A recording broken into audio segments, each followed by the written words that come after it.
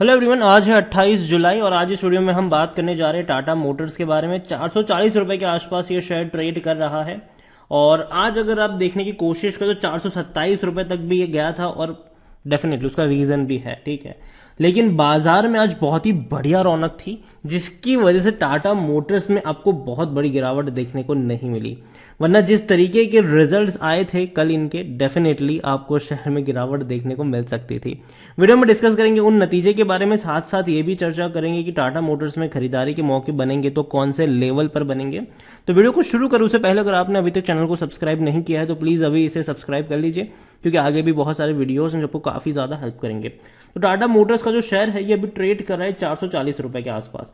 गिरावट आज ज्यादा बड़ी थी जरूर, जब शुरुआत में बाजार खुला काफी बड़ी गिरावट थी, 427 रुपए तक गया था ये, लेकिन बहुत बड़ा बाउंस बैक किया, 450 तक दोबारा पहुंचने वाला ही था कि वापस आप देखेंगे कि 440 रुपए के आसपास ये आज दिन के अंत में क्लोज हुआ है। एक महीने में 6% का ग्रोथ है। 408 रुपए से तेजी बनी थी, बढ़िया तेजी थी ये, और इवन एक साल में अगर आप देखो तो 400 रुपए के नीचे कई बार गया है ये। 372 तक भी गया था, वापस 380 तक गया था, उससे पहले 390 तक भी गया था ये।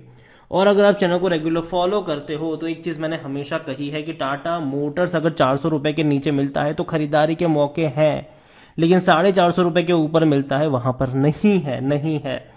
अभी भी मुझे लगता है कि 400 रुपए के नीचे अगर ये जाएगा तो मौके बनेंगे और शायद थोड़ा बहुत जाने के चांसेस भी है, लेकिन शॉर्ट टर्म में, ठीक है। लॉन्ग टर्म में पोटेंशियल उतना है कि 600-700 रुपए तक भी ये जाएगा, लेकिन वेरी लॉन्ग टर्म की हम यहां पर बात कर रहे हैं। टाटा मोटर्स की अगर हम बात करने जाए तो जो Q1 के रिजल्ट्स आए उसमें कंपनी ने 5,000 करोड़ से भी ज्यादा का लॉस दिखाया है, तो बहुत बड़ा लॉस है ये। और चिप शॉर्टेज एक रीजन है, चाइना लॉकडाउन भी एक रीजन है, क्योंकि देखो टाटा का एक बहुत बड़ा सब्सिडरी है JLR, जैगुआर लैंड रोवर जो हम कहते हैं, उनको भैया भारी लॉसेस झेलने पड़े हैं क्योंकि सेमीकंडक्टर शॉर्टेज है और लॉकडाउन है, क्योंकि चाइना उनका सबसे बड़ा मार्केट है JLR का, एंड वॉलेटाइल फॉरेन एक्सचेंजेस भी इनको परेशान कर रहे हैं।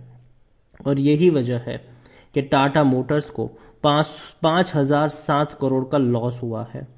जो देखा जाए तो पिछले साल 4,450 करोड़ के मुकाबले भी ज्यादा है। पिछले क्वार्टर में तो लॉस कम था, 1,000 करोड़ का ही था, लेकिन इस बार लॉस जो है वो काफी ज्यादा बढ़ चुका है इनका, जो कहीं ना कहीं एक कंसर्न जरूर है इनके लिए। टाटा मोटर्स के बारे में अगर हम देखने की कोशिश करें तो टाटा मोटर्स में कंपनी को भारी लॉसेस हुए हैं, डेफिनेटली भारी लॉसेस हुए हैं, और टाटा मोटर्स आने वाले दौर में भी थोड़े बहुत लॉसेस और कर सकता है। कंपनी के रेवेन्यू में अगर आप देखो तो तेजी है पिछले साल के मुकाबले, पिछले क्वार्टर के मुकाबले गिरावट है इनके रेवेन्यू में। कंपनी का जो रेवेन्यू आया है वो 71,000 करोड़ से भी ज्यादा का है इस बार, जबकि पिछले साल इसी क्वार्टर में ये 65,500 करोड़ के आसपास था। लेकिन पिछले क्वार्टर में ये इनका जो रेवेन्यू था वो 76,000 करोड़ से भी ज्यादा का था, तो उसके मुकाबले ये कम है, पिछले क्वार्टर के मुकाबले कम है। यहां पर टाटा मोटर्स के बारे में देखें तो कंपनी लार्ज कैप है, 1,45,000 करोड़ के आसपास का इसका मार्केट कैप है, वॉल्यूम 3.5 करोड़ से भी ज्यादा का देखने को मिल रहा है, बड़ी क्वांटिटी में शेयर ट्रेड होते नजर आ रहे हैं। कंपनी के रेवेन्यू और प्रॉफिट अच्छे तो नहीं है इस क्वार्टर के, क्योंकि अगर आप पिछले साल के मुकाबले कंपेयर करोगे तो रेवेन्यू में बढ़ोतरी है, लेकिन पिछले क्वार्टर के मुकाबले रेवेन्यू में बढ़ोतरी नहीं है, बल्कि रेवेन्यू कम हुए हैं, और प्रॉफिट तो है ही नहीं। 5,000 करोड़ का लॉस दिखाया है कंपनी ने, जो कि बहुत ज्यादा है, क्योंकि पिछले क्वार्टर में कंपनी को 1,000 करोड़ का ही लॉस हुआ था। तो एक्सपेक्ट हम कर रहे थे कि शायद कंपनी वापस से प्रॉफिट में आने की कोशिश करे, लेकिन ऐसा हुआ नहीं। प्रमोटर यहां पर टाटा सन्स है, एक भी शेयर गिरवी नहीं है, बहुत अच्छी बात है। टाटा मोटर्स के बारे में अगर हम देखें तो टाटा मोटर्स में according to Moneycontrol user 38% लोग कह रहे कि बेच दो और 62% लोग कह रहे खरीदारी करो।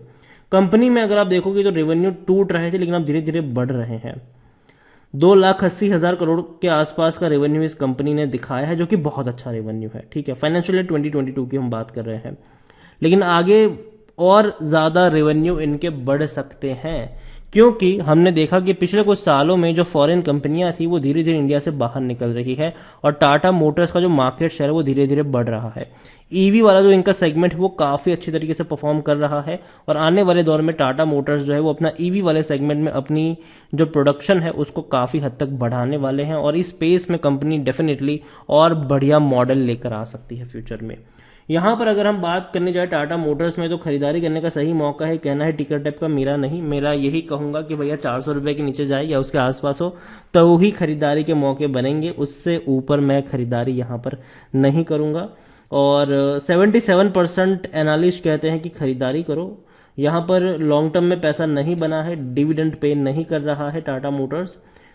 होल्डिंग की अगर हम बात करें शेयर होल्डिंग की तो 46.40% की होल्डिंग प्रमोटर के पास है, 6.83% की होल्डिंग म्यूचुअल फंड के पास है, 8.35 डोमेस्टिक इंस्टीट्यूशन के पास है। अगर हम इसको पिछले क्वार्टर से कंपेयर करेंगे तो पिछले क्वार्टर में 7.91% डोमेस्टिक वालों के पास था, अब उनकी होल्डिंग बढ़ चुकी है। लेकिन म्यूचुअल फंड ने भी अपनी होल्डिंग बढ़ाई है, 6.47% की होल्डिंग 6.83% पर आई है। एफआईएस ने बड़ी बिकवाली करी है, 14.45% की जो एफआईएस की होल्डिंग थी मार्च क्वार्टर में वो घट के अब 13.71 पर आ चुकी है। रिटेल वालों ने खरीदारी करी है, ना ही बिकवाली करी है, ऑलमोस्ट थोड़ी सी बिकवाली है उनकी। 24.76% की होल्डिंग 24.72% के आसपास देखने को मिल रही है। तो देखिए टाटा मोटर्स कंपनी बहुत अच्छी है, डेफिनेटली कोई शक की बात नहीं है। और अगर आप चैनल को रेगुलर फॉलो करते हो तो टाटा मोटर्स को लेकर कई सारे वीडियोस मैंने बनाए हैं। जब कोविड के वक्त ये शेयर आपको 65, 70, 80, 90 के ऊपर मिल रहा था, कई सारे वीडियोस थे मेरे और मैंने कहा था कि खरीदो खरीदो खरीदो भाई साहब, बर्बाद होने वाली कंपनी नहीं है ये। लेकिन जैसे ही इस 500 रुपए के आसपास पहुंचा, कई सारे वीडियोस मैंने बनाए थे और मैंने कहा था कि मैं इसको नहीं खरीदूंगा, मैं तब खरीदूंगा जब ये 400 रुपए के नीचे मिले। जब तक 400 रुपए के ऊपर होगा टाटा मोटर्स में मैं हाथ नहीं डालूंगा। और देखिए कई सारी चीजें हैं जो मार्केट को परेशान कर रही है, इस कंपनी को भी परेशान कर रही है। वो सबसे पहली है कि भाई साहब जो मार्जिन है उनके ऊपर प्रेशर बना है, क्योंकि जो कॉस्ट है, ठीक है, मटेरियल कॉस्ट है वो इंक्रीज हुई है, पहली चीज। दूसरी बात कि तो सेमीकंडक्टर की शॉर्टेज है, अभी भी है और आगे भी शायद चीजों को सॉल्व किया जाए, लेकिन अभी तक तो है सेमीकंडक्टर की शॉर्टेज।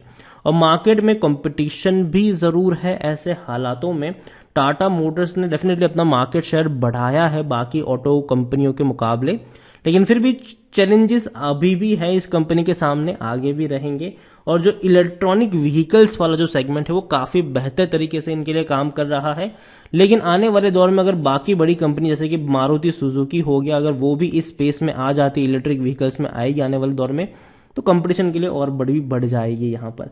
लेकिन फिर भी मैं कहूँगा कि टाटा मोटर्स अगर आपको 400 रुपए के नीचे मिलता है, खरीदारी के मौके बनेंगे और 500 रुपए के आसपास प्रॉफिट बुकिंग के शॉर्ट टर्म के लिए मौके बन सकते हैं। वेरी लॉन्ग टर्म में पोटेंशियल जरूर, अगर सब कुछ सही रहा तो और ऊपर तक वेरी लॉन्ग टर्म में ही जा सकता है। तो वीडियो को यहीं पे एंड करूंगा। पसंद आया हो तो लाइक करो, शेयर करो, चैनल पर अगर पहली बार है तो प्लीज सब्सक्राइब करें। और टाटा मोटर्स के बारे में आप क्या सोचते हैं वो भी आप मुझे कमेंट में लिखकर बता सकते हैं। Thank you.